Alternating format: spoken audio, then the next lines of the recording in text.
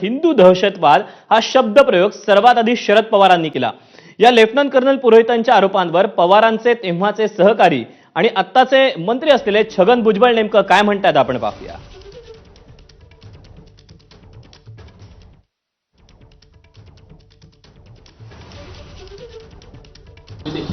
मला काय आठवत नाही आता झालं त्याला किती 2008 आणि किती बाबा 18 नंतर 20 वर्ष झाली।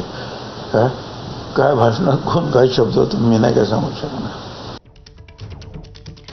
तेव्हा त्या घटनेला आता अनेक वर्ष उलटलेली आहेत, त्यामुळे मला त्याबाबत काय बोलल्याचं आठवत नसल्याचं छगन भुजबळ यांनी म्हटलेलं आणि अप्रत्यक्षपणे या सगळ्या मुद्द्यावर बोलण्यास त्यांनी नकार दिलेला आहे। दरम्यान कोर्टामध्ये दिलेल्या लेखी संपूर्ण निवेदनामध्ये किंवा आपल्या उत्तरामध्ये प्रज्ञा सिंग आणि कर्नल पुरोहित यांनी मोठे गौप्यस्फोट केलेत, यामुळे मोठी खळबळ माजली।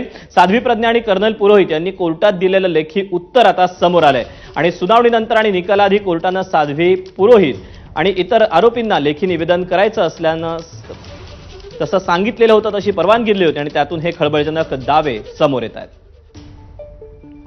आपण पुन्हा एकदा सूरजकडे जाऊयात। सूरज, अत्यंत खळबळजनक असे दावे साध्वी प्रज्ञा सिंग ठाकूर असतील किंवा कर्नल पुरोहित यांनी केलेले आहेत, त्यामुळे स्वाभाविकच या सगळ्या पार्श्वभूमीवर आता अनेक परिणाम राजकीय देखील असतील किंवा सामाजिक देखील परिणाम होताना आपल्याला पाहायला मिळतील। कसे असू शकतील याचे सगळे परिणाम?